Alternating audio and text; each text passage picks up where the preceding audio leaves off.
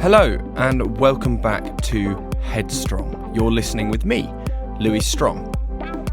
Now, this is a podcast where I sit down with a variety of individuals in the public eye to just have a chat with them and learn about their lives and their careers. But notably, I want to learn what the word headstrong means to them, to inspire you, the listener, to believe in yourself, to talk about your vulnerabilities and reinforce your self-worth. Now, this series of the podcast is coined an Innings with and is entirely devoted to the sport of cricket. This series we are supporting the wonderful Ruth Strauss Foundation and is sponsored by Ascot Group and McGill and Partners. But more on the sponsors and the charity later on in the podcast, so stay tuned. Now, in the first two episodes, I had Joss Butler and Dom Bess, and this third episode is with the incredible West Indian cricketer, Jason Holder. Jason recently lost out on the Test captaincy for the West Indies. But as you can tell in this conversation, which was before he lost the captaincy, he wanted to devote his time and energy to other forms of cricket and indeed focus on himself a little bit more, considering being a captain is such a selfless position. I really hope you enjoy this episode. Jason was extremely honest and open and really divulges into great detail. So enjoy this episode. Jason, thank you very much for joining me on my podcast, Headstrong. I really appreciate it. Where do I find you at the moment? I am located right now in Barbados, man. Been back home about roughly a week and a half after being away from home for about 6 months. So it's good to be back, good to be around familiar faces and trying to enjoy some time off, well, as little as it can be. Yeah, absolutely. It's actually a rare day here in the UK. I've got some sun coming in, which is very surprising. Yeah, probably not in the copious amounts that you do. I don't know if you actually even remember me, because Jason and I, we have met actually a couple of occasions, but the one that springs to mind was a fun evening we had actually at a hotel on the West Coast in Barbados for a fantastic charity evening for the Desmond Haynes Foundation. Do you remember that? I remember the evening. I honestly don't remember meeting you there. I probably met quite a few people that evening. So it's always tough to remember faces, so. But I definitely remember the evening. Is there a big group, WhatsApp group to rally the troops for events like that? No. Desi and I, we play golf together a lot, so we play at the same golf club. So I'm actually pretty cool with Desi because we obviously spend a lot of time together and stuff. So, we talk a lot of cricket and, I remember him asking me to come around the charity and it was a good event, man, really good event. It's good to see people get around and I raised money for a really good cause. So I'm sure the proceeds went to, the worthy cause in terms of his foundation. And, I know that those kids and stuff benefit tremendously from it. Yeah, I mean, we're definitely going to talk about that a bit later on. But I want to just talk about, as we kick things off on the start of our chat, just about your kind of early life, because you were born in Bridgetown in Barbados. And I would argue that many of the people listening who are British listeners have this kind of preconception of Barbados as this beautiful sunshine, beaches and a holiday destination for Brits. But quite often that's not the case and not necessarily an accurate representation of the nation. So I was just wondering how it was being born into Bridgetown and what your upbringing was like. Well, I honestly think is a big tourist hub, particularly for the Brits. They love coming here, and just I guess is a way for them to get away from all the cold, soppy weather in the UK. But yeah, growing up in Barbados for me was actually quite fun. I went to Charlton Primary School, and I actually went to school with Chris Jordan. Oh, no way. Obviously, he was a little older than me, but we all played cricket. And for us growing up, the main sport was always cricket. So we played tons of cricket in the streets, tons of cricket on the school pastures. We had a hardcore art school in the middle of our playground. And that was really the hub for cricket, and we had to obviously share the hard court with the basketballers and netballers from time to time. But, again, cricket always dominated the spotlight on the playing field. And from there, you just grew that love. I then got a little bit deeper into it by watching international cricket on TV, seeing people like Curly Ambrose, Courtney Walsh, even the same Desmond Haynes, Brian Lara. And for me, that was really the inspiration. That's what really kicked me to that next level where I wanted to get a little deeper into it. Quite luckily, my parents were very supportive of me.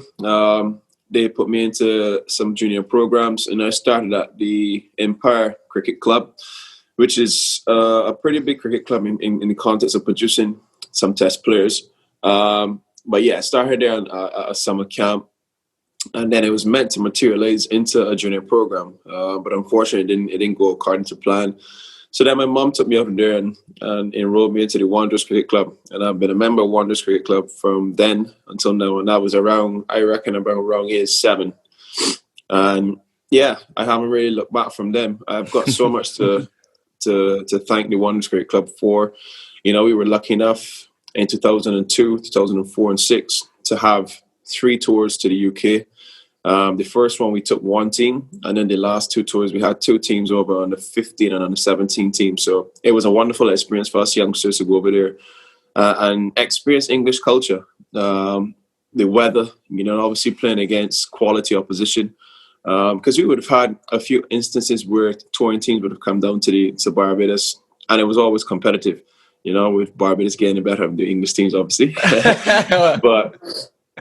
But yeah, I mean, that experience for me paved the way for me, because it gave me that encouragement to take it even more seriously. I mean, as a youngster, you're growing up, you're just looking to enjoy the game, but seeing a different country through cricket, open up different avenues, different perspectives for me on cricket. And I just got a little bit more curious. So, again, I was always lucky to make age group teams at a very young age. So I would spend 2-3 years in one age group, and it was really good for me. And I've been one of the fortunate players to come straight through the system. So I played on the 13, 15, 17, 19 West Indies A, and then I've obviously played international cricket for West Indies. So that's just a brief explanation of my upbringing. And yeah, I can't sit here to boast of who I am. Yeah. Had it not been for people like Kevin Watson, Mike Evans at the Wanderers cricket program, and then people like Dexter Toppin, Ezra Mosley, Roddy Eswick, who all played a massive role in my upbringing and my development. Yeah, we'll definitely dive into certain parts of your career a bit later on. But something I definitely want to have a look at is and explore is, having experienced it myself, Barbados and the Caribbean in general has just an incredibly vibrant culture, which is just so infective to be around. And part of that culture, massive over there, is sports. And as you were just saying there, cricket is massive over there. But I was going to ask you, is cricket definitely the number one sport in Barbados? Because football is enormous out there as well, as is paddle tennis. So how do people, and as you say as well, basketball. So how do these kind of sports kind of build into early childhood? Are people choosing one sport, or is everyone just getting stuck into all of these things? I think it's a case where very young players, or young people, they do what most of us did when we were growing up. We especially try to be involved in everything. Obviously trying to balance school as well too. But as a youngster, you just don't want to limit yourself to one particular field. Some people at that age are very headstrong as to where they want to be as well too. So I still would say cricket is the number one sport in the region. Of course you would. But I mean, seriously, we've had with the advent of people like Usain Bolt, Veronica Campbell-Brown, who have really turned the head of athletics in the Caribbean. Jamaica's can now boast of having a really nice facility, a really nice hub for athletics, and people normally go there now to train, whereas in the past, if you wanted to pursue a really serious career of athletics, you'd have to go abroad to do it. But now we've got the resources in Jamaica now to make it happen. So I would say now athletics is pretty prominent within the Caribbean as well too. But I still think cricket leads the way. Obviously now with things moving forward, obviously the world moving forward, is open up different avenues and different opportunities for other sports. Because when I was growing up, for instance, there was no rugby. But rugby is now a big sport now in the Caribbean, and there's a big competition throughout the region with rugby. So that's just to show you where it was back then and where it's come now. But yes, there's still sports like football, basketball, which still has a massive following, and people still have a great interest in playing them. But yeah, to beat cricket right now in the Caribbean, I don't think it would be fair to say that cricket isn't the number one sport in the region. Do you fancy yourself as a bit of a rugby player? Do you reckon you could make it in? What position do you think you'd be? I know nothing about rugby. I would never step on a rugby field other than to be probably on the sidelines to watch it. It's just a little bit too much contact for me, man. I think we'll steer clear. I mean, I've witnessed some incredible cricket games around the world and obviously on TV as well, but none are quite as impactful as those that as you were describing as well, you know, even in the streets, on the beaches, in the fields, in the Caribbean. I think that the culture as well is that cricket can be played almost anywhere because it's a ready to go sport. But, you know, often when you see these things as well, there's no matching kit and no clothing. What does this say about the cricket culture and like the ability to just get up and play? Well, yeah, I mean, like, again, it's something that's easy to set up. You know, you just need, you don't even really need a bat per se, because we've played cricket with anything to represent a bat. But yeah, ball is probably the most important tool. And I think once you got that ball, then it makes life easy, man. You could just put anything for a stump, or you could just play. We used to play one miss. So there are a few ways to just get a game going. But yeah, culturally, that's the easiest thing to probably set up. Well, between that and football, but yeah, it's just something that was always ready to go because, you know, again, cricket is still the number one sport. You know, people love to play it, people love to be involved in it, people love to watch it. So yeah, doing cricket in the Caribbean has been made easy for people like me because it was always around you. You know, whether you be at school, whether you be at home, whether it be at a camp, whether, you know, you're just leaving home to probably go down the road to a nearby shop. You know, you just see it, and that's how easy it was to get into it. I think from a grassroots level, though, I know personally as well of the challenges. Of course, it is so easy to just have that ball and play the game, but the challenges of equipment from a grassroots level is so challenging. And I remember actually a couple of years ago with Desmond, we sent over about like 50 bags of just kit from the UK and just sent it over, and then that just gets distributed out, which is so incredible. And like that's part of Desmond's foundation, which is brilliant. But you know, how important is it for things like that to be going on in the Caribbean? You know, to distribute at a grassroots level the sort of equipment that is actually needed, because quite often it's not readily available. Yeah, it is very, very important. And Desmond has done a really great job in starting that initiative, and especially to support the less fortunate youngsters growing up. Because for me, that's the only way you keep the interest and keep the sport alive. It is very difficult. These are very difficult times in the world in terms of the economies, and you know, cricket gear is not one of the most affordable things, especially for players, people who are not working, you know, or not making that much, or the breadwinner of their family and have to provide for others. So it's good when you have people doing these things to support it, because if it's not supporting, you know, you can easily see cricket dying. And I just through not having the resources to further it and develop it. So it warms my heart, honestly, to see what people like Desmond are doing. And I know that they have a genuine interest about the development of West Indies cricket. And by extent, Barbados cricket, and then by extension of West Indies cricket. Because if we just don't have it, as I said before, cricket will be dead. And you know, there have been many cries in the world, especially for Test cricket, that people are saying Test cricket is dying, and that youngsters just coming through wanting to play T20 cricket. But I can tell you that a lot of people that I've played with in the recent times and it's actually very surprising, because you still always think that players coming in just want to be on the white ball circuits, running around the world and playing, but the amount of players that still want to play Test cricket, man, it's still amazing, man. It's also heartwarming. For me personally, I had the opportunity, obviously, to play Test cricket at a relatively young age. And I remember playing my first Test match, and I was baffled at how hard it is physically on the body, you know. And I said to myself, like, I'm really not sure if I could do this, man. I'm really not sure if I could do this very, very long. But then you just taste that bit of success. And for me, that's the adrenaline rush that you need, man. You just have that success, and you're just saying, well, look, I want a bit more of it. You know, I feel as though I can do a little bit more. There are some tough Test matches where very dry, where you don't have any runs, wickets. and it's a toil. But I would put all those kind of test matches behind me just for that piece of success, because that success for me is just a feeling that's kind of difficult to explain, because it's just one of those things that, I guess, I don't know if you play golf, I'm sure golfers, we hit one good shot and it just keeps you coming back. You got the bug. But, you hit 12,000 other bad ones and it still keeps you coming back because you hit that one good one. And that's the similar feeling with Test cricket, in my opinion. It just, you have tough days, you tough it out, you get through it, and then you have that one good day that, it just is a dream come true, and you just want to keep reliving it. There's not many sports in the world where you can play for 5 days and just have that immersive atmosphere. Yeah, Test cricket is the one for me, definitely.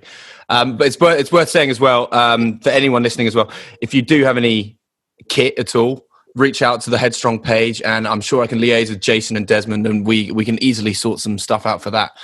But let's look at your early years, Jason, if that's okay, because I'm interested in, as a kid in the Caribbean, as sport is so dominant in the culture and the kind of desire to play with your friends and play cricket, as you would say, how realistic is it to get into a professional side and that route? I think is very realistic to get into the professional side. Look, the Cricket West Indies have done an excellent job in creating a franchise system. So gone are the days now where it used to be island versus island. Yeah. We still have that island rivalry because most of the franchises are still named after the islands, but it's still a franchise system. So there are opportunities for players from, let's say, Grenada to come play in Barbados, Barbadians to go and play in Jamaica, Trinidadians to go play Guyana because of the franchise system. But I think more often than not, you just need our support within. Once you understand how it goes, once you understand what people say, and you just have the surroundings in front of you. And I think Barbados has done an exceptional job in creating that kind of a camp. We have something called a Centre of Excellence, where we've got different age groups coming down to Kensington and Oval and just practicing throughout the week. This series is brought to you by two magnificent sponsors, Ascot Group and McGill and Partners. Ascot Group is a global specialty insurance and reinsurance group with a record of underwriting excellence and superior claims service. Founded in 2001, the company provides a broad range of property and casualty solutions to customers worldwide through its platforms in London, Bermuda, and the United States. Ascot is a long-standing supporter of charities with a link to sport, including ongoing sponsorship of the Great Britain Wheelchair Rugby Club. With a recent increase in mental health awareness, the company is particularly proud to support Headstrong Season 5 and Innings With, which focuses on the psychological well-being challenges that arise from professional sport. McGill and Partners is a boutique insurance broker helping corporate clients find specialist solutions for their most challenging and complex risks. Growing rapidly since its launch in 2019, the company operates in the UK, Europe, and the United States and prides itself on working with some of the biggest companies in the world. And you can find out more on their website, mcgillpartners.com. McGill and Partners understands high performance and the mental health challenges that can be associated with it, regardless of the industry people are working in. The company is fully committed to their employees' well-being and are delighted to be sponsoring the Headstrong podcast series. It is also delighted to support the Ruth Strauss Foundation. Thank you to these two wonderful sponsors. So we were talking about breaking into professional sport, particularly in Barbados, but in the West Indies culture in general. But it sounds like from what you were saying earlier that it became sort of a reality for you quite early on, because you were given quite a lot of opportunities from a young age with the likes of breaking into some sort of team. So when was it for you when you thought, do you know what? Yeah, cricket is actually going to be, my job for a period of time now?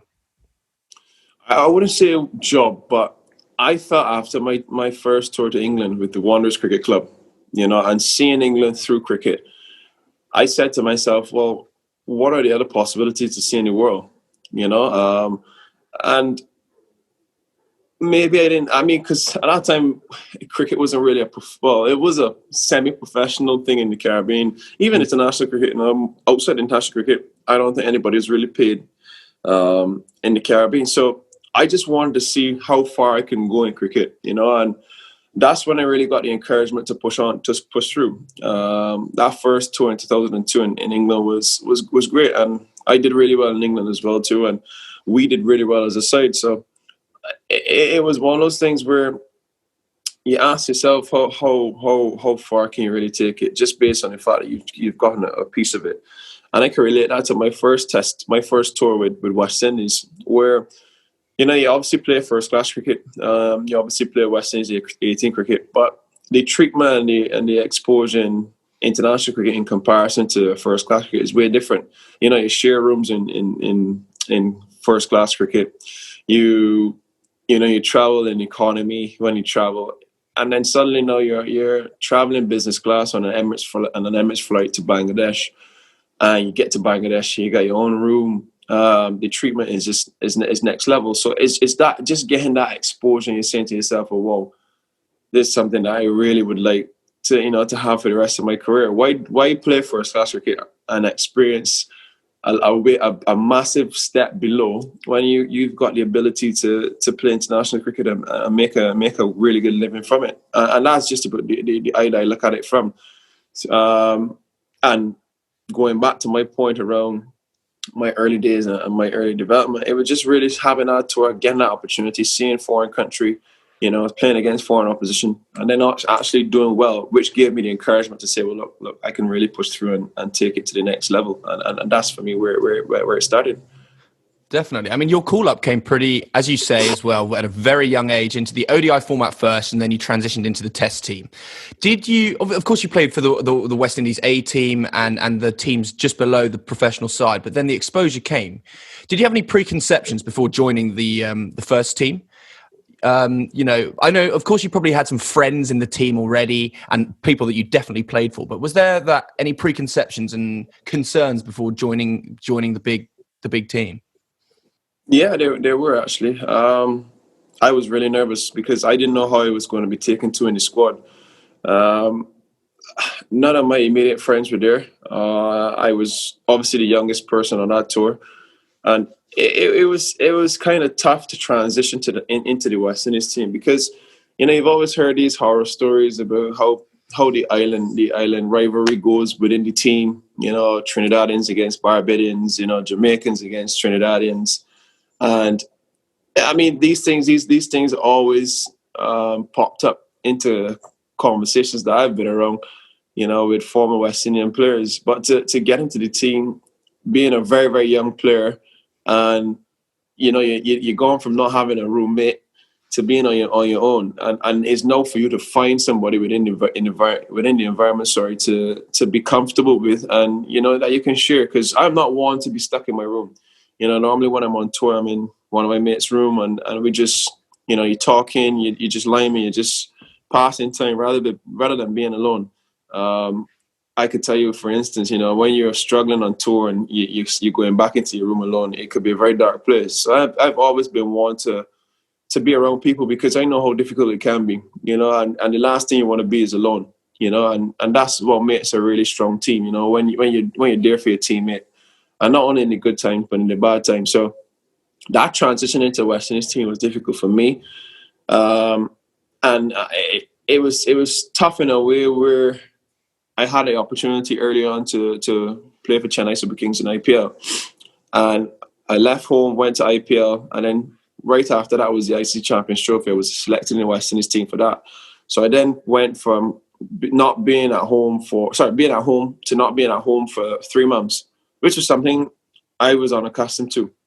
And then it was a tough time. I played a few games for Chennai, went to the Champions Trophy. I don't think I played. I think I played one practice game or stuff, something like that. And it was just tough. Just tough because you're not playing, not really, quote unquote, we're not playing good cricket as a team, and I'm not enjoying myself, as much as I think I should. And then there was just a lot of tension within the dressing room, and it was just not a comfortable place for me.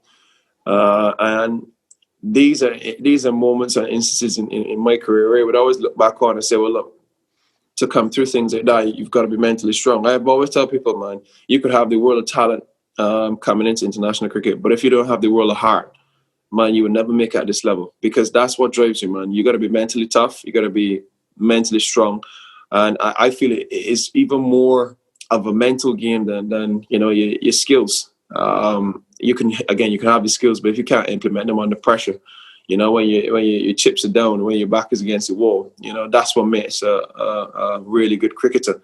And to come through such situations that I've come through so far in my career, I could probably write a book about a few of them. I probably will write a book to share a bit of them. But I think I've been through a lot, man, especially prior to taking the captaincy and then obviously being handed the captaincy. So, look, I've had a lot of experiences where I can definitely turn back on. And whenever I find myself in a tough situation, for me, it's just, looking for a way to get out of it.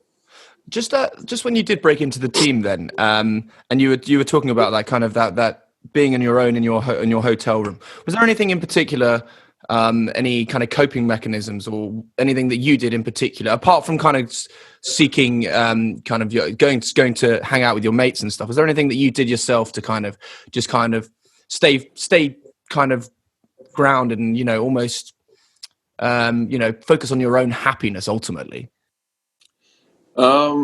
Not much, to be honest. You watch TV, you talk with people back at home, and that was really it. When it was time to train, I just try to train as hard as I possibly can, and I hope that I got an opportunity. It didn't come on my first tour in Bangladesh. Yeah, I went to Australia. I trained well, started well, and I got the opportunity. So I played the first 2 ODI games in Perth. And one in Perth and all 2 were in Perth actually, and then I got dropped after having 2 really good games. We didn't win, I ended up spending the rest of the tour on the bench. And then I said to myself, well, yeah, I got my feet in, got my feet wet. I got the IPL, I secured an IPL contract, and from there now it's just to find ways to break in and stay in. And I remember coming back home. We had Zimbabwe shortly after that.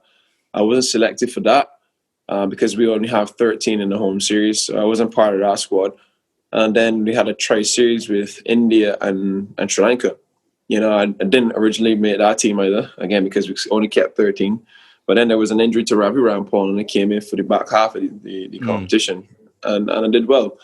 And then I stayed in the team to go to Ghana to play against Pakistan, and for me that was the breakthrough there, because the first ODI game, I bowled 10 overs for 13 runs and got 4 wickets, and I should have had 5, but I mean arguably I probably should have still been on 4, because I got one that was probably missing the stumps, I think, on Hawk. But at that stage there wasn't a DRS, but when they did the Hawkeye up on the screen, that one was missing the stumps off Jamshed, but I got one more nicked off on the umpire side, said not out. So, you win some, you lose some. But for me, that game was a breakthrough. And then 2 games subsequent to that, we needed 15 runs off the last over, and I was able to tie it. So that series for me gave me that encouragement again to push even further, to push on a little bit more and keep my head down and grounded.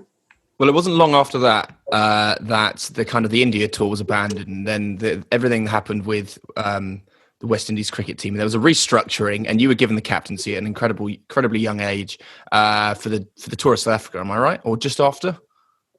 It was a tour of South Africa, yeah. Yeah, tour of South Africa, yes. How was that the captaincy handed to you? I mean, I'm intrigued to know what that structure was like in terms of the how long the process was. Were there meetings involved? Were there calls? Or was it actually quite a quick process considering what had happened? So I was selected for the test team in South Africa. And when we were actually playing a practice game, so normally I guess they like to select the teams relatively early before tour, just to get the logistical side of things out of the way. So I remember being at the practice ground where we played a warm-up game, and I was approached by Richard Richardson.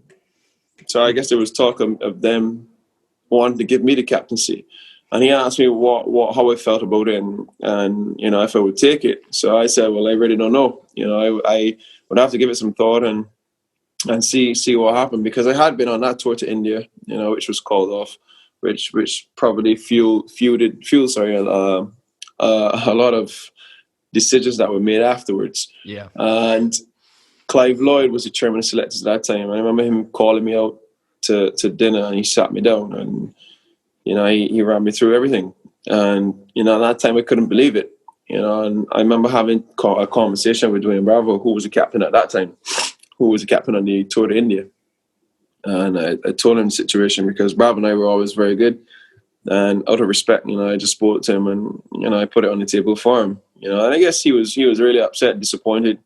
He told me to take it, and I guess I got a bit of backlash for taking it from other players. But over a period of time, I guess I got the respect back from those players. And, I think looking back at Soriano, it was a really pivotal moment in my career. But I always tell people, before I was the captain of West Indies, I was a boy. But shortly afterwards, I had to grow into a man. And look, captaincy is not an easy road. It is really not an easy road. When you're entrusted with the responsibility of leading men on the cricket field, or men in anything, especially when they don't come together as much as they should, it is always a difficult task. And yeah, we've had some really tough days on the field and off the field. And I always felt, when I was given the captaincy, that something always was going wrong, And when I say wrong, it's more off the field issues than anything else. It took a while for things to settle down. It took a long while for things to settle down. And at one point, I was wondering if it would ever settle down. And I guess when the MOU situation hit on the tour of South Africa, it was just to the point where, you guys have just got to take it or leave it. It was just there on the table. If you wanted to play, you were there. If you don't want to play, well, then, you had the options. And I think after that tour, after 2 tours after that, I would say things really settled down. But then there was always this person should be playing against this or ahead of this person. And you would always get that in professional sport, to be honest. But because we're a region and it's just different islands, you always get that country to country rivalry, or that country against country bias and that kind of thing. So yeah, there's always debate around the Caribbean as to who should be playing and who shouldn't. So yeah, I think that's a good account of how things went for me. I doubt that rivalry is going anywhere anytime soon. I don't think so either, man. Yeah, definitely. I mean, as you say that, it's really interesting, because you took the captaincy at such a young age, and you said it yourself, going from a boy to a man. It's great that your predecessor gave you that kind of that confidence to say, take it.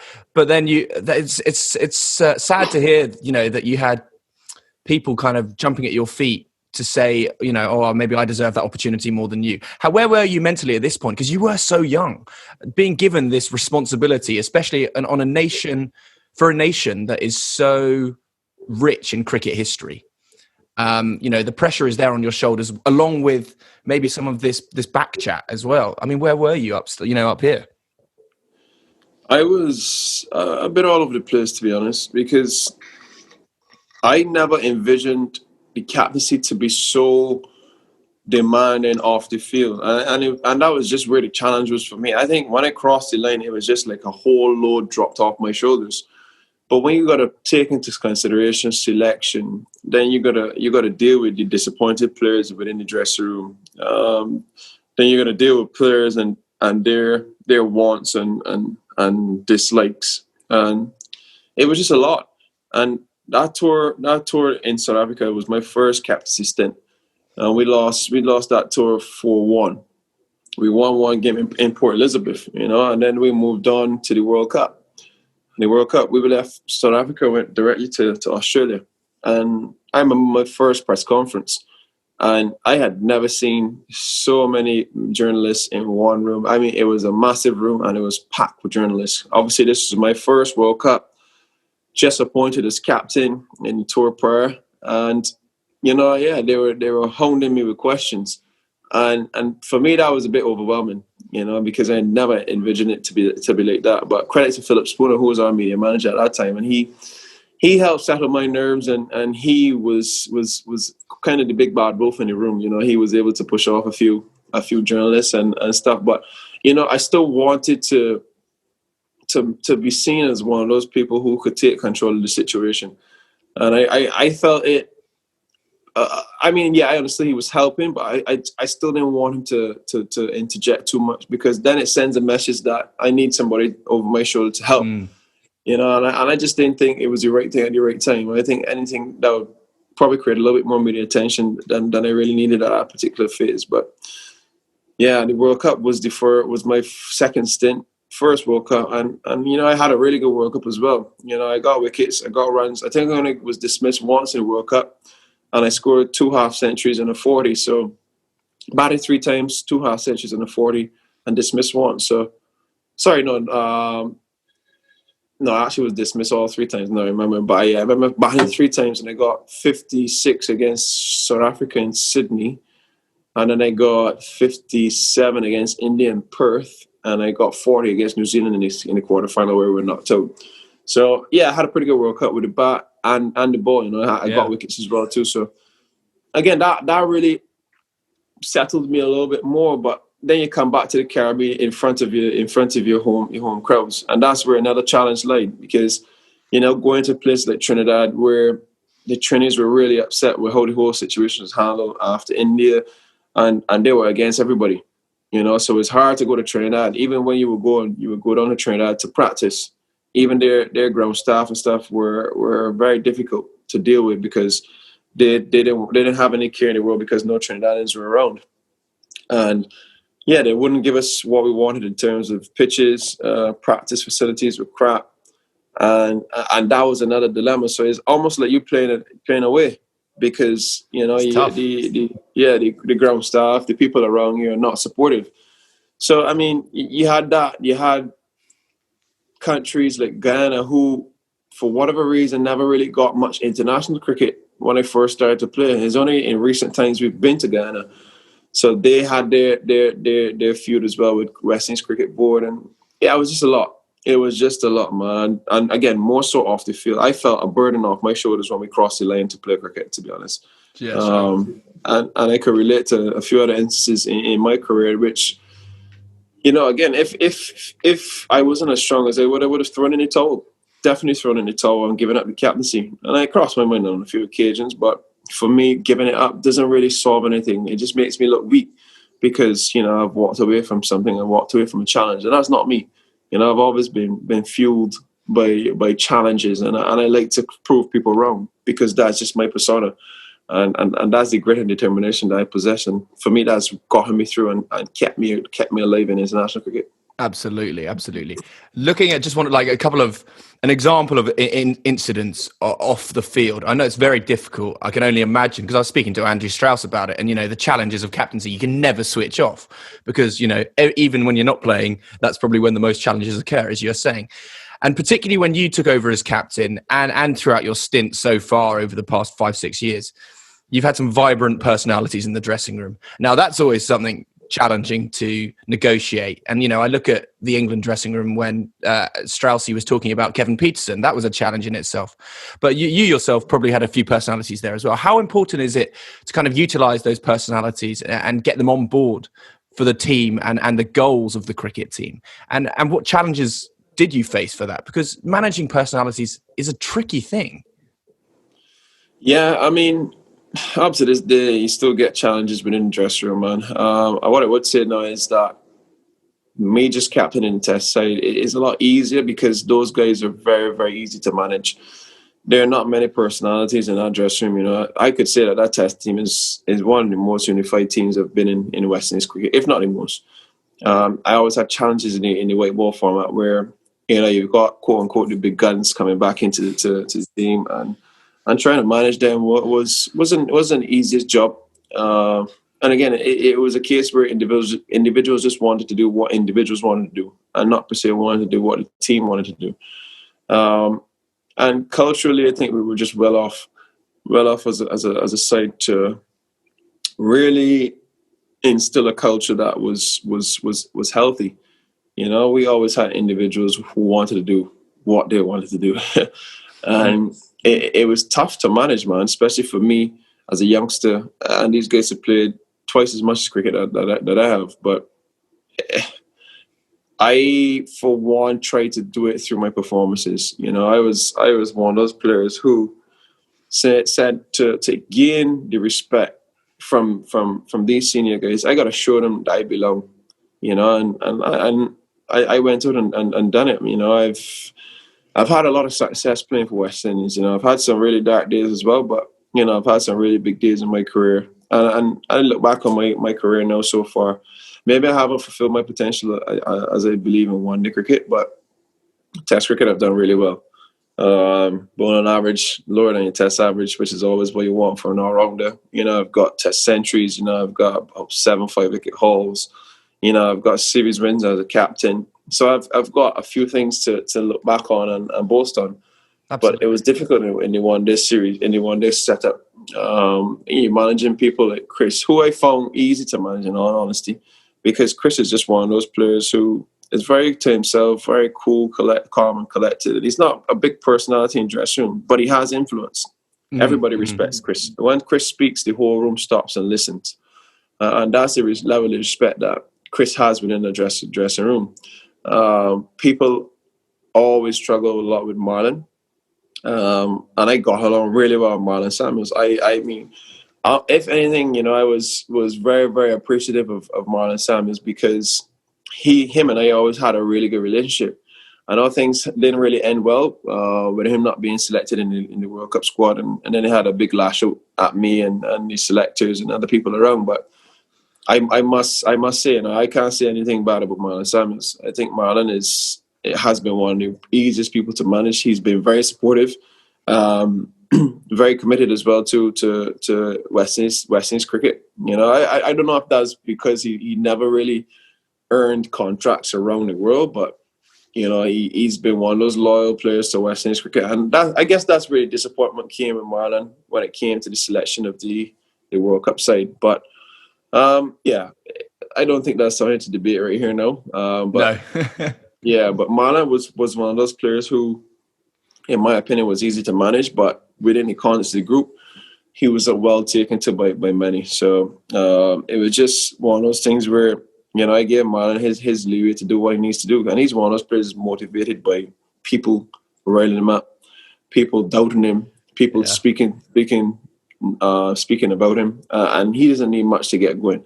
And you know, when he's in that mood, he's a hard player to stop. But yeah, I just think sometimes our egos always got in the way as players in Caribbean cricket. And it still happens. You know, players think they're bigger than they actually are. And just don't understand that, you know, this cricket is not about individuals, man. It's a team sport. So as a captain, it's just trying to find ways to bring people together. And it has been difficult in the white ball team. But Test cricket, man, we've got a great bunch. It's true. But I think you find that almost in every nation. You're going to get a personality that pops up in every team as well. You know, someone who's probably thinks they're a bit big for their boots. But you talked about it there. You've touched on your own personal performances and you've talked about the good days and the bad days. And we need to talk about both of them, definitely. Particularly when you did take over as captain, you had so much on your plate as skipper that actually you probably found it quite difficult to deliver on your personal performances because, you know, you're dealing with so much off the field and then you got on the pitch and then, you know, when you did take over the captaincy, I mean, I know that you won't mind me saying that, you know, you probably struggled from a personal perspective on delivering performances until, you know, you managed to, you know, break in, you know, in 2018, you were in the Test Team of the Year. And how difficult was it finding that balance from delivering your personal performance and being a captain? Well, honestly, everything started really well for me as a captain / player. Again, started in South Africa, did well there with both bat and ball. Went to the World Cup, had a really good World Cup, and then most of the series, and I was always there and thereabouts with my performances. Test cricket, however, when I first took over the Test captaincy, was a tough time. Wickets were hard to come by. I got runs here and there, but not big runs. So it was a tough period. And the turning point for me was the tour in the UAE against Pakistan. to me, I would always tell people that's where my cricket career turned around. Yeah.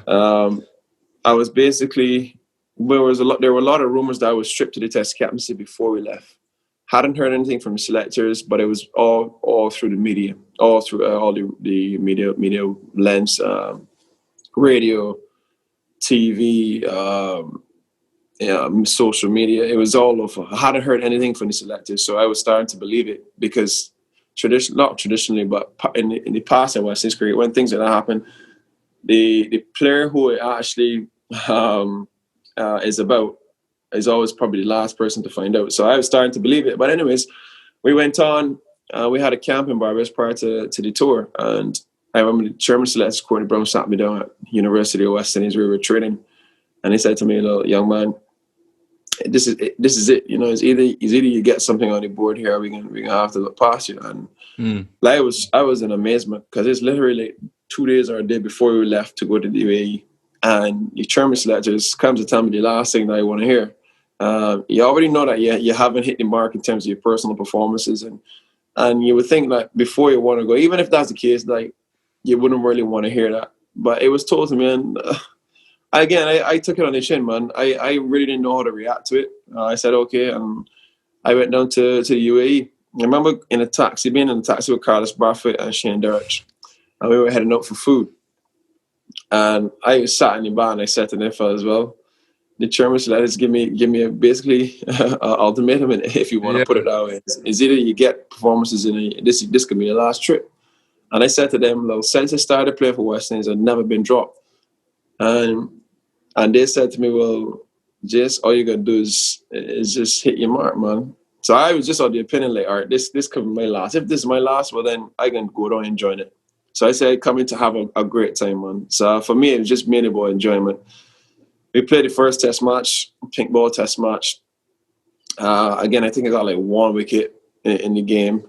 But I didn't get much in the first innings, but I got 40 not out in the second innings. So that gave me some confidence. Went down to Abu Dhabi. Again, wickets were tough to come by. I think, I only got 1 wicket or something like that. But I scored 30 not out in the first innings. And then I don't think I made much in the second. So again, relatively quiet game. And I came out to the last test match in Sharjah. And for me, this is really the turning point happened. Again, batting well, got out, didn't make runs, got a start. I got like 20 odd. And then it came down to the second innings. You know, I was down to the second innings because I didn't bat in the second innings, but my second innings bowling performance, I don't think it got much wickets in the first innings either. So ball in hand in the evening, and first wicket came in. I just told myself, like, this is it. I got to run in. I got to do something here. Something has to happen. So I ran in, got one. Sami Islam down to fine leg, bumped out. Second one was Yunus Khan, strangled down the leg side. And then my last wicket on the evening was Ashad Shafiq, caught at gully. And I got 3 wickets in the space of maybe 3 or 4 overs. And I just told myself, this has to be it. Like, I got to get 5 wickets here, man. So we went home, came back next day, and I told myself, look, they're going to probably have to drag me off this field in the stretcher because I'm not going to put on the ball. So picked up the ball next morning. I didn't get wickets as quickly as I did next morning, but wickets fell in the next end. We were down to Yasir Shah was my 4th wicket. You know, I got him caught at square leg, bumped out again. And then my last wicket to get the 5 was Wahab Riaz. Got him on LBW on review. Well, he was given out and then he reviewed it. So then ended up getting 5 for 30. First 5 wicket haul in Test cricket.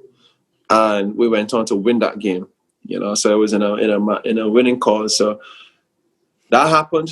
Then we came back to the Caribbean and never looked back, man. And since then, I got on like the other 6 5 wicket hauls within 3 years, you know, and 3 or 4 years. And again, like my numbers now in Test cricket are really good. Thinking was up to number 2 once in the fast bowling rankings. Number 1 around the for a little while. Yeah. You know, and even in the batting charts, you know, I was right up there. And then in wonder cricket, I did really well for a period of time. Went to the World Cup qualifiers, and I think I averaged like 50 odd in World Cup qualifiers. Got a 99 not out. You know, I got a half century against Ireland as well too, and they were some important knocks because we were under pressure in those stages. And yeah, again, wickets as well too. I think it was his second highest or top wicket getter in our team as well too. So I had a really, really good tournament there as well too in Zimbabwe, and things like that. You know, you just keep giving you that encouragement and that courage to keep going out there and do it. So yeah, that's a bit of a rundown of how it went for me early on in my career. Yeah, I love it. I absolutely love it. Let's look at that, because you had that immense success, and as you say, and ultimately it boiled down to you enjoying yourself on that tour. And as soon as you started enjoying your cricket again, the success followed with you. And as I was saying, I mean, you were in the all-round. You were number one in the all-rounder rankings for the ICC for a long time. ICC Test Team of the Year in 2018. Cricket is a team sport that delivers personal accolades.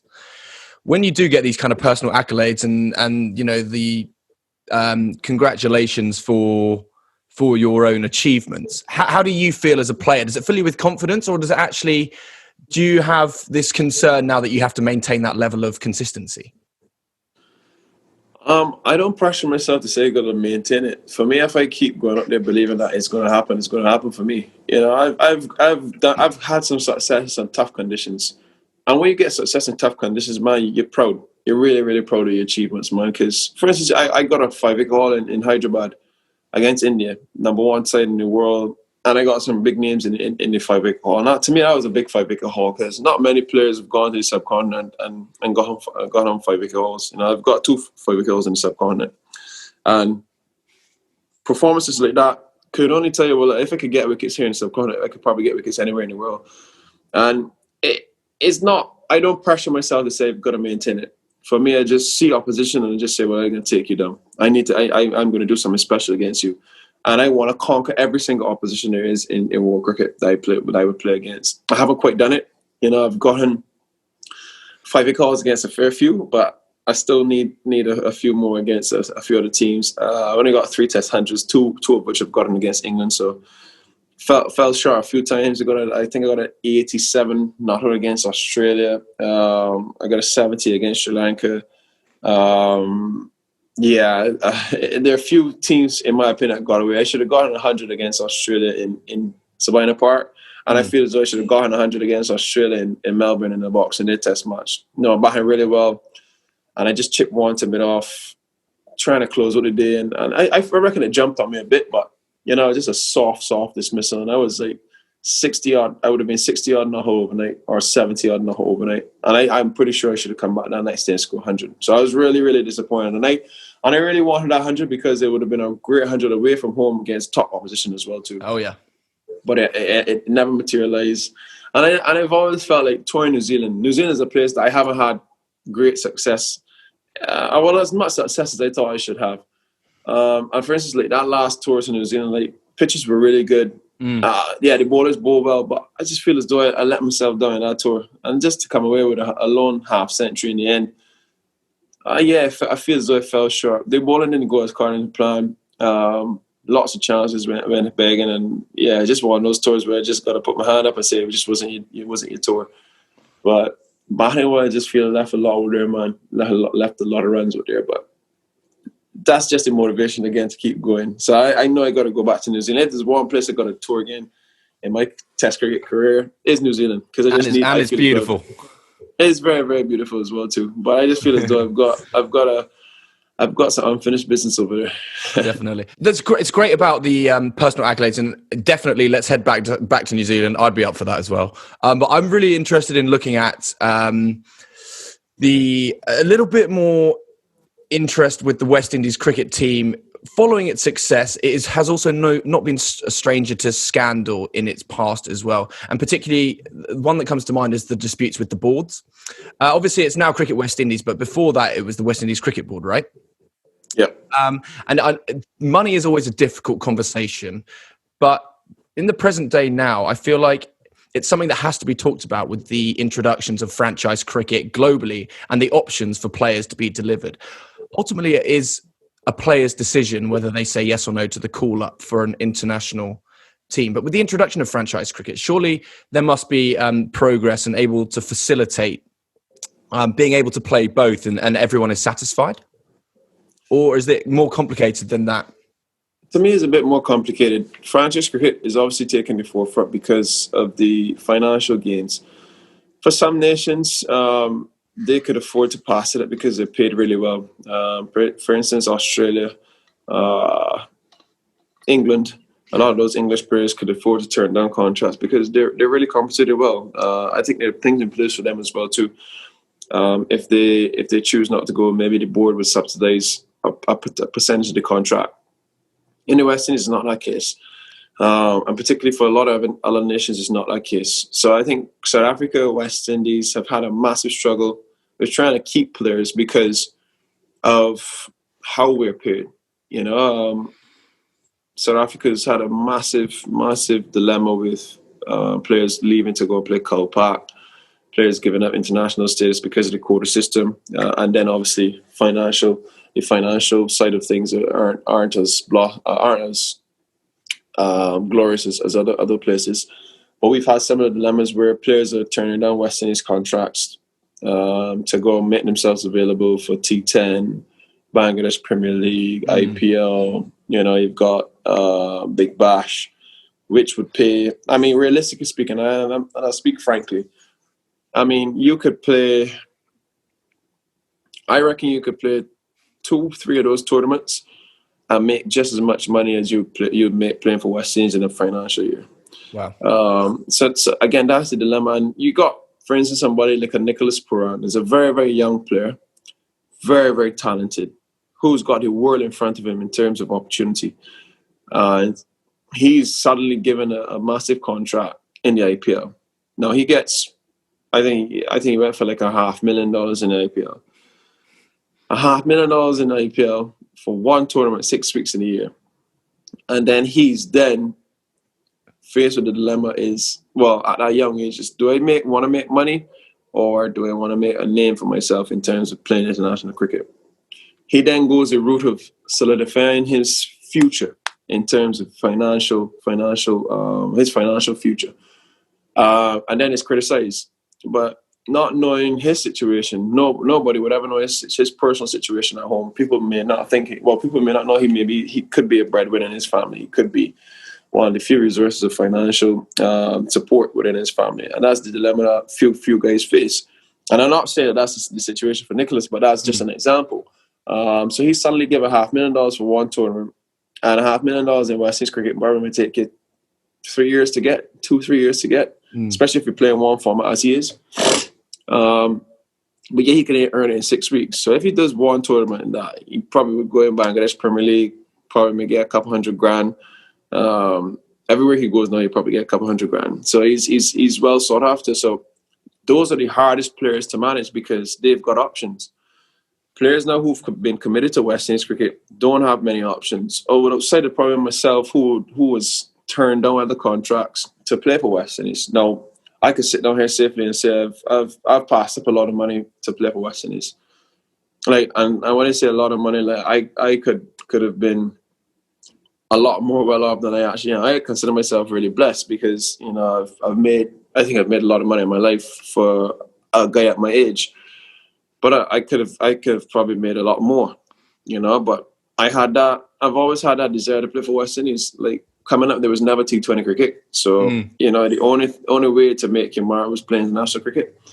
And I would honestly say that I don't know if I'd make the same decisions if I were older at that stage. And I always sympathize with a guy who is kind of at the middle point of their career. I got it early. I played for West Indies at 21. I played first class cricket at 17 years old. Those are things that that don't happen very often. So for me to do it, I kind of had age on my side. Whereas a guy may come into West Indies at 28, 27. And he's got different scenario in front of him. So I can't be upset with a guy wanting to run around the world at 28 years old with an unsecure future of West Indies cricket and miss out on an opportunity to make a living for himself on the circuits. So these are just a few dilemmas that people are faced with, but you'll never quite understand. My disappointment, however, comes when players like myself give up so much to commit to West Indies cricket, and then West Indies cricket doesn't kind of, be as accommodating as they possibly can sometimes, you know. And I've had a few instances where I was very disappointed of how things were handled, and that's just a disappointment. But how long could you continue to do it? You know, I'm not 29 years old, so I kind of fall into that middle phase of my career now. So for me now, I think I've got to be a little bit more selfish now. I was going to ask you, because you're 29 now. Yeah, 29 now. Yeah, and again, I've got the world in front of me in terms of options. You know, I don't have to play international cricket. I can play anywhere I want around the world. I played in England. I played county cricket. Played in Australia. Played in New Zealand.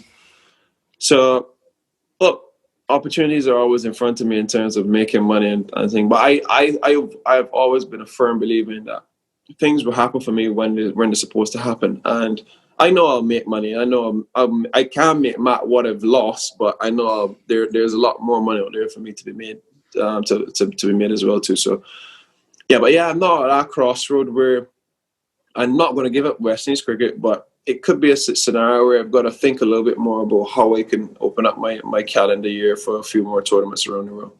Definitely. I mean, you on the back of the New Zealand tour, you managed to squeeze in some games for the BBL, which was great, and then you also had some time in the IPL as well. But with the team, they've gone to Bangladesh already, and a lot of the players, or some of the players, turned down the option to go, obviously due to the current predicament of the pandemic, which is a completely valid reason. But in the same breath, I did want to ask you, because franchise cricket is now so enormous, and I know that the Super 50 is starting whilst the tour is still going on. Not yours necessarily, but is that a contributing factor for some players to decide to not go on that tour, do you think?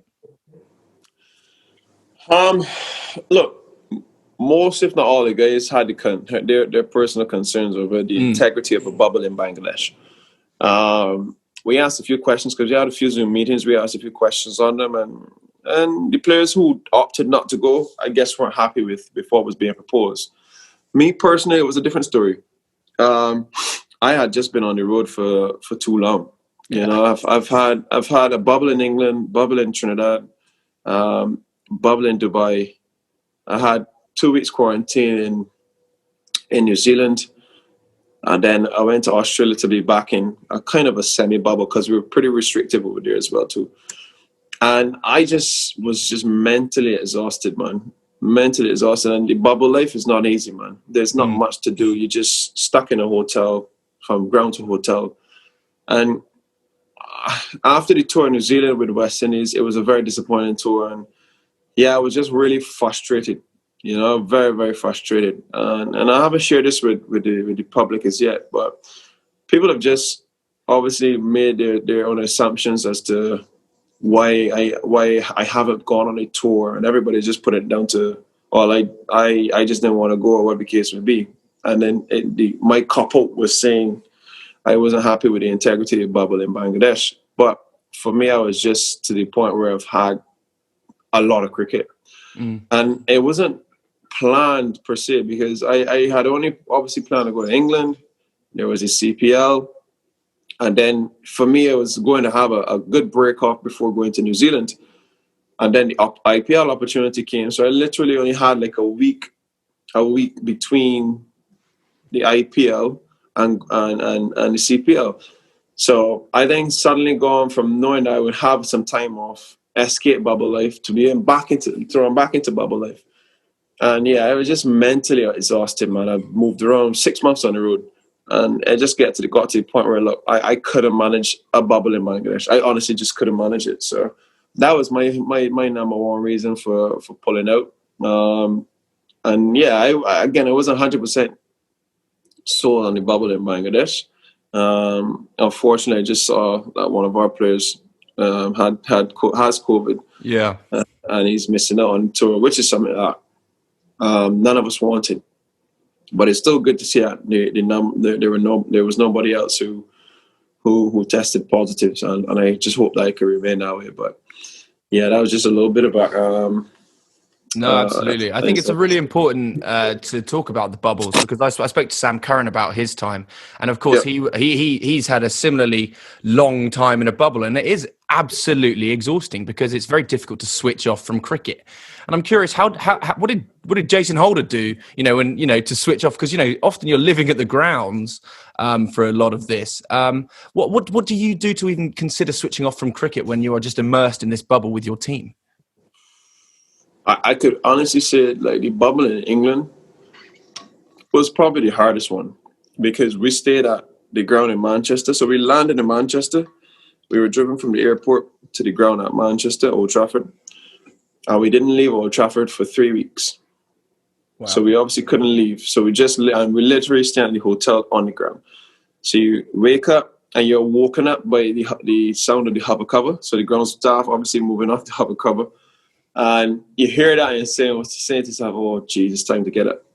You look outside, you look over your balcony, there's the ground. So in a way, I kind of regret having a room overlooking the ground, because it was just always constantly in your face, man. Yes, the room was a lot nicer having a balcony as such, but to have a room, you just wake up, you look outside and the ground is there. You literally walk downstairs onto the ground, your day starts, come back up off the ground.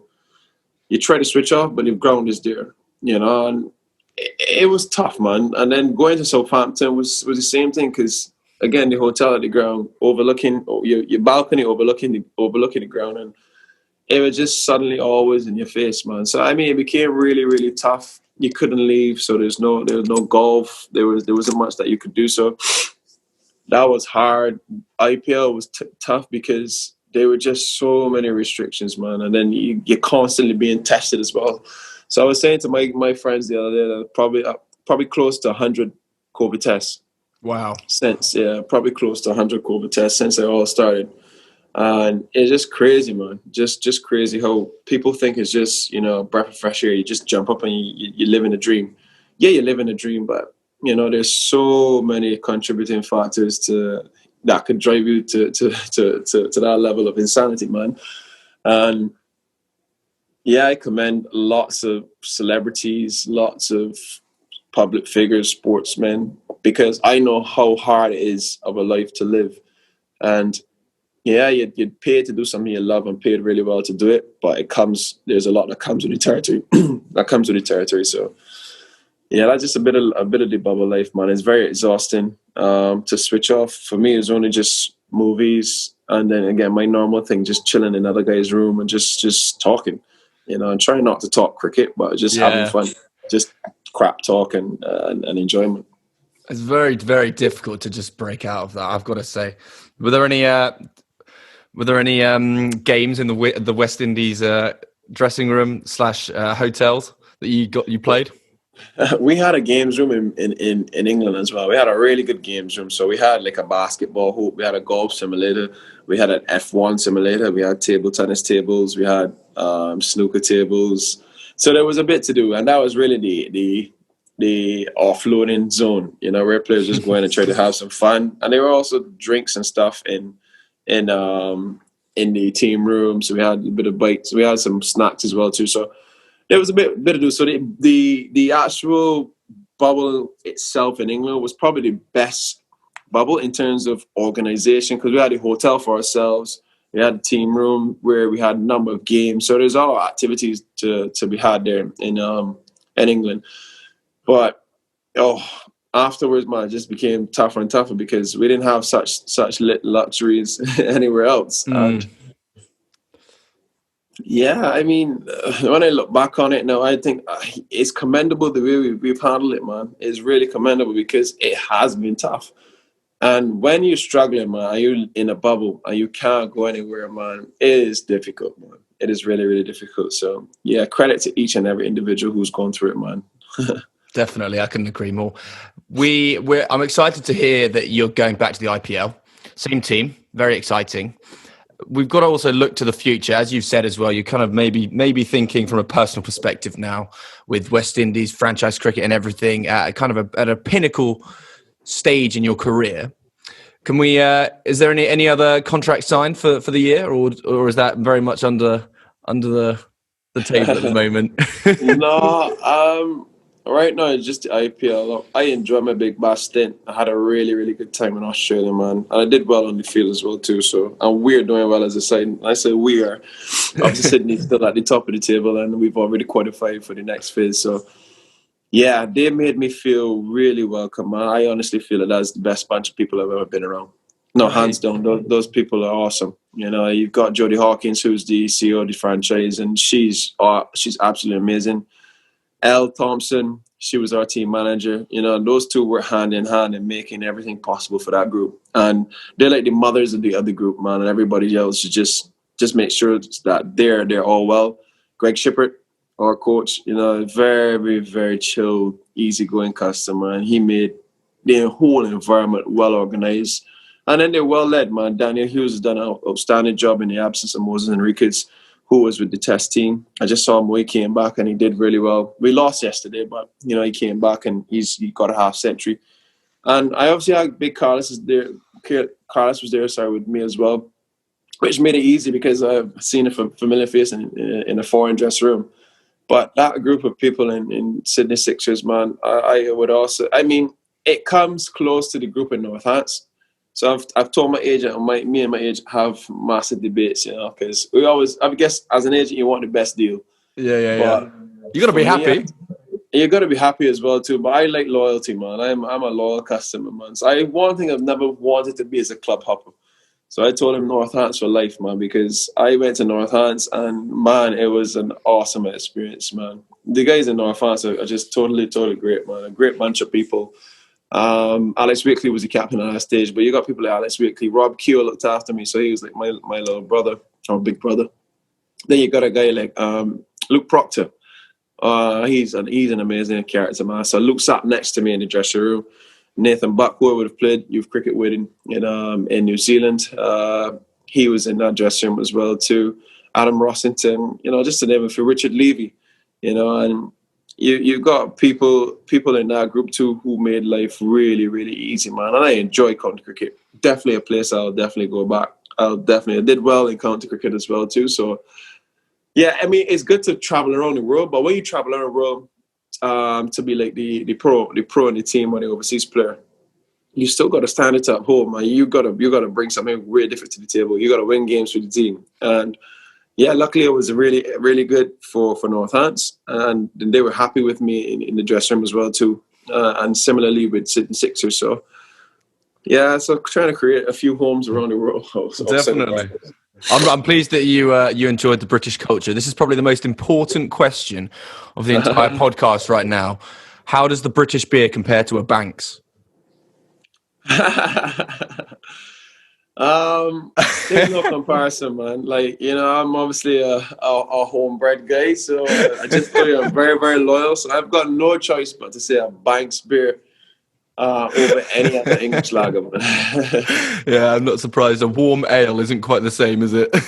No chance. Jace, I'm coming to sort of the end, coming to the end of the podcast. But there are two questions that I ask every guest that comes on the podcast. And the first one being, what advice would you give to a young aspiring cricketer looking to break into the sport? Look, the first piece of advice, it's hard to just pinpoint one. So I said the first piece of advice is understand yourself. You know, I think that's a massive, massive part of being successful at level. You need to understand yourself, what gets you going, you know, when you're under stress, when you're at your best, when you're not performing at your best, you know, just have a clear sense of understanding of how you operate as an individual. For me, once you have that understanding, then you're able to formulate plans around it, or like a defense mechanism. It's like, if this happens, then I know I'm in this state. You know, if this happens, then I know I'm in this state. And just having that clear understanding. I find a lot of players don't understand themselves. And when under pressure, it definitely shows them, because they're not able to pull themselves out of that hole. And the last piece of advice I always give people is no point doing cricket, there's no point doing any sport, anything in life without enjoyment. You know, if it is a drag for you, for me, I feel that's the day you should hang out your boots, man. you shouldn't do anything that you're not enjoying. So enjoyment has to be filled with it. If I'm not enjoying my cricket, then it makes it harder to play, man. It's a mental drag at that stage. So enjoyment and knowing yourself, to me, are two of the pieces of advice I'll give to any cricketer. Absolutely. Wise words as well. My final question that I ask everybody is, what does the word headstrong mean to you? Headstrong. When I honestly heard headstrong, I was trying to actually work out what it was. I was just wondering if it's a phrase for strong-headed people, or if it was actually like a charity where, you know, it was based around some kind of brain trauma. I was honestly trying to work it out. But for me, I guess the word headstrong means, or it could mean, just having a strong mental capacity, you know, being very, very level-headed, being very, very great under pressure, and having a strong head, you know. So I guess that's what it means to me in a nutshell. Yeah, absolutely. Wow, it's something that you definitely need as a West Indies skipper, I tell you that much. Jason, thanks so much for doing the podcast. I really appreciate it. And I hope everyone has enjoyed it. Thanks for having me. We are supporting the Ruth Strauss Foundation with Headstrong and Innings with.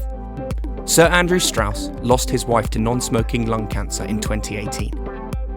Just before her death, Ruth and Andrew discussed the idea of setting up a foundation to help other families who would be facing a similar ordeal.